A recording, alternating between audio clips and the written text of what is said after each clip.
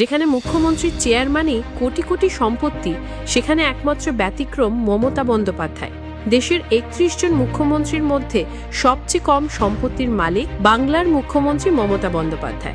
এডিআর-এর সর্বশেষ রিপোর্ট বলছে তার সম্পত্তি মাত্র ১৫ লক্ষ টাকার সামান্য একটু বেশি। একদিকে চন্দ্রবাবু নাইডুর সম্পত্তি ৯৩১ কোটি আর পেমা খান্ডুর সম্পত্তি ৩৩২ কোটি টাকা ছাড়িয়েছে। আর একদিকে মমতা বন্দ্যোপাধ্যায় ৭ বার সাংসদ, ২ বার কেন্দ্রীয় মন্ত্রী আর টানা ৩ বার বাংলার মুখ্যমন্ত্রী হওয়ার পরও আজও তিনি থাকেন টালির ছাদের ছোট্ট একটি ঘরে। এটাই তার পরিচয়। ক্ষমতার প্রলোভন নয়, বিলাসবহুল জীবন নয়। মমতার একমাত্র সম্পদ বাংলার মানুষ। তার সাদামাটা জীবনযাপন, অদম্য লড়াই আর মানুষের জন্য আত্মনিবেদন তাকে আলাদা করে রেখেছে সব রাজনৈতিক নেতাদের থেকে।